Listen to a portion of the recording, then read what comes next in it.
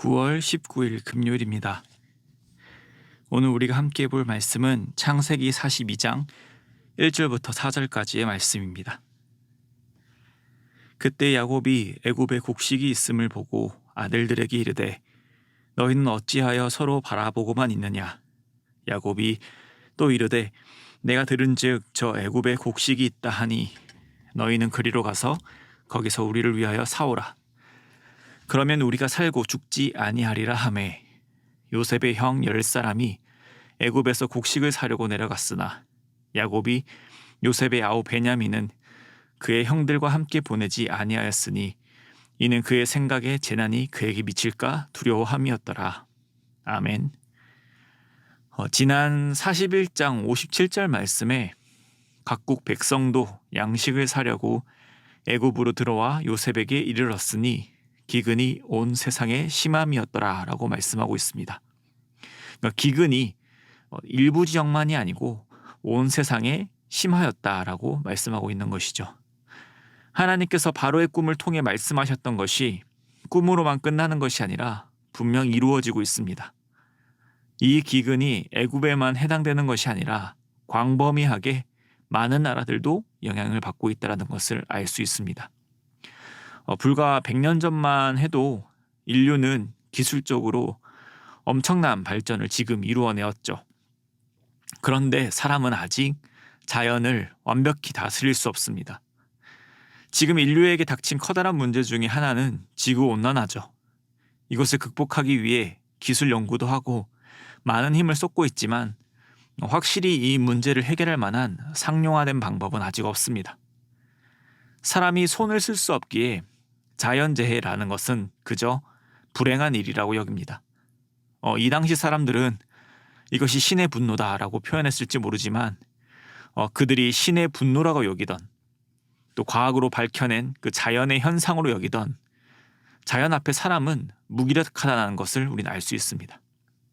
이 기근이 일어난 것도 사람이 어찌할 수 없는 그저 일어난 일이라고 생각할 수 있습니다.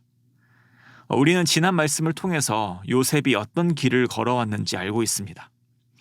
요셉이라는 그 한 사람의 인생은 참으로 다사다난한 인생입니다. 그러나 인류 전체로 보면 요셉은 각자의 이야기를 가지고 있는 그 많은 사람 중에 한 사람일 뿐입니다. 그의 인생이 고난도 많고 놀랄 일도 많았지만 인류의 역사로 보았을 때 지극히 작은 한 사건에 불과합니다. 오늘 본문에서는 요셉으로부터 시선을 돌려 야곱에게로 향하고 있습니다.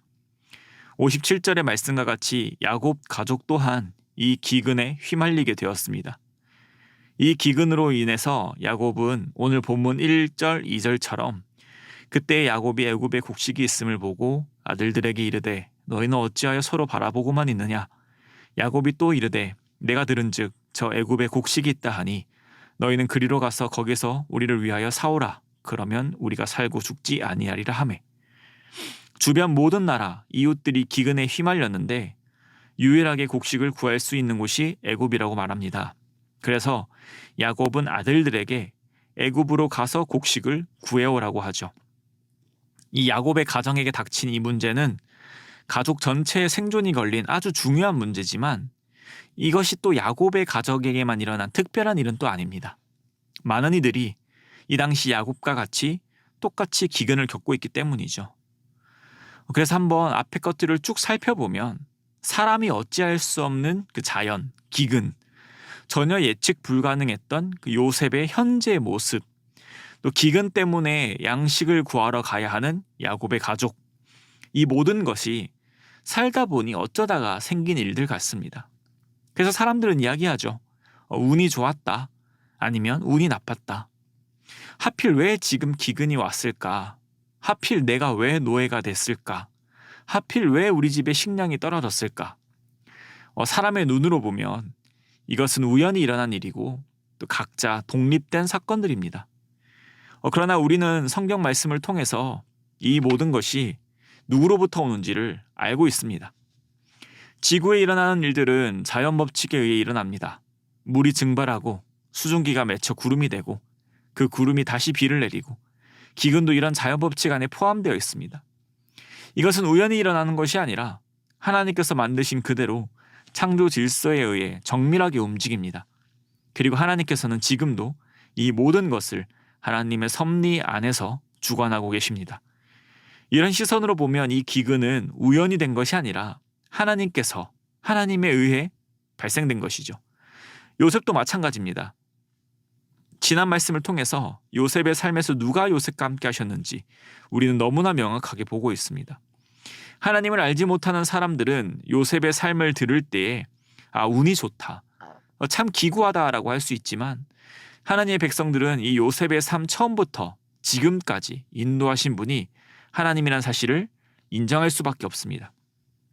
그러므로 요셉의 삶은 우연히 운 좋게 된 것이 아니라 하나님에 의해 인도된 것이죠. 야곱의 가정은 또 어떠합니까? 그들도 요셉과 마찬가지죠. 요셉이 노예로 팔려가면서부터 이 성경의 시선이 잠깐 요셉에게로 향하게 되지만 성경에서 보여주는 그 시선이 곧 하나님의 시선이 아니라는 것을 우리는 알고 있습니다. 우리는 한 곳을 보면 다른 한 곳을 볼 순 없죠. 그런 한계를 가진 자들이지만 하나님께서는 요셉을 보시면서 동시에 야곱 또한 알고 계십니다. 야곱을 보시면서도 동시에 모든 것을 아시는 분이 바로 하나님이시죠. 야곱의 가정 또한 하나님의 인도하심 속에 있는 가정입니다. 그런 모든 요소들이 맞물려서 이제 하나님의 때가 되어 야곱의 아들들은 요셉을 만나게 될 것입니다. 비록 그들은 살기 위해서 양식을 구하러 가는 것이지만 그 걸음이 아버지인 야곱이 시켜 가는 것이지만 그 목적지에는 생각지도 못했던 그 요셉을 만나게 될 것입니다. 이것은 우연히가 아닌 정말 세상 좁다라고 말할 것이 아니라 하나님의 인도하심의 결과죠. 이제 앞으로의 말씀을 통해서 하나님의 손은 한 번도 실수가 없으시고 하나님의 계획하심에 의해 가장 선한 길로, 가장 완전한 길로 인도하신다는 것을 우리는 보게 될 것입니다. 사랑하는 성도님, 우리는 원인과 결과를 따지지만 우리 인생에 일어나는 많은 사건들의 원인을 모를 때가 참 많습니다. 당연하게도 그것이 우리가 가지고 있는 한계이기 때문이죠. 그래서 많은 이들이 자신에게 닥치는 일들을 우연이라 치부합니다. 어쩔 수 없는 일이라고 체념하듯 살아가죠. 그러나 우리는 알고 있습니다. 온 우주 만물이 하나님의 계획하심에서 한치 오차도 없이 이루어진다는 것을 말이죠. 우리의 삶도 동일하게 하나님의 인도하심 아래 놓여 있습니다. 그렇기에 오늘을 살아가면서 우리가 경험하게 될 많은 상황 가운데 하나님의 백성다운 모습은 무엇인가요? 나의 기준에 좋다고 하여 그것을 기뻐하고 나의 기준에 좋지 않다 하여 낭망하며 좌절하는 것이 아니라 어느 곳이든 주님이 나를 인도하신다라는 그 믿음을 고백하는 것. 찬양의 가사처럼 주 예수와 동행하기에 그 어디나 하늘나라를 고백하며 감사와 찬양을 드리며 살아가는 것입니다. 오늘 하루 우리의 모든 시간을 주님께 영광 올려드리길 원합니다. 주님께 영광 올려드린다는 것은 범사에 감사하며 범사에 기뻐하며 찬양하는 것임을 믿습니다. 우리가 감사하며 기뻐할 수 있는 것은 지금 나에게 오는 결과가 하나님의 가장 선한 길로 인도하심임을 믿기에 야곱을 인도하시고 요셉을 인도하시고 기근을 통하여서 합력하여 선을 이루시는 하나님을 우리가 믿기에 말입니다. 그렇기에 오늘 하루도 온전히 하나님께 영광 올려드리는 귀하고 복된 성도님 되시기를 주님의 이름으로 축복합니다. 기도드리겠습니다. 하나님 아버지, 오늘 우리가 생명을 가지고서 살아가는 것이 자연의 이치고 당연한 것이고 내 육체가 강건하여서가 아니라 하나님의 은혜임을 고백합니다. 우리는 살아가면서 많은 상황들, 문제들을 직면합니다. 그것들 앞에 우리는 원인을 찾으려 하지만 원인을 모르는 일들이 너무 많아 결국 우리의 한계를 벗어난 것을 인정할 수밖에 없습니다. 그렇지만 우리의 한계를 벗어난다고 해서 그것은 정말 우연히 일어난 일이라던가 그냥 일어난 일이 아니라 하나님의 섭리 안에서 이루어짐을 고백합니다. 우리의 삶을 인도하시며 이 나라를 주관하시며 모든 세계 우주 만물이 주님의 그 크신 손 아래 있음을 고백합니다. 그렇기에 오늘 하나님의 백성으로 살아갈 때에 하나님의 인도하심을 믿음의 눈으로 바라보게 하여 주시옵소서. 하나님의 인도하심을 믿기에 오늘 하루 주님 앞에 감사함으로 찬양함으로 예배자의 삶을 살아가기를 원합니다. 그리하여 우리의 삶을 통하여 온전히 하나님 홀로 영광받아 주시옵소서. 오늘 우리의 모든 삶을 통하여 영광받아 주실 주님을 찬양하며 이 모든 말씀 우리를 원하신 예수 그리스도의 이름으로 기도드립니다. 아멘. 우리 함께 나눈 말씀을 생각하시며 기도하시고 주간 기도 제목에 따라서 모든 소그룹 모임을 위해 함께 기도드리겠습니다. 우리 다락방 모임과 전도의 모든 모임들마다 예수 안에서 한 가족과 같이 은혜를 나누는 모임이 되게 하시고 우리 교회 안에 소외되는 영혼이 하나도 없는 사랑 많은 가정 같은 교회 될 수 있도록 또 모든 소그룹 순장님들과 교회를 책임지고 섬기시는 우리 장로님들을 위해서 함께 기도드리겠습니다. 기도하겠습니다.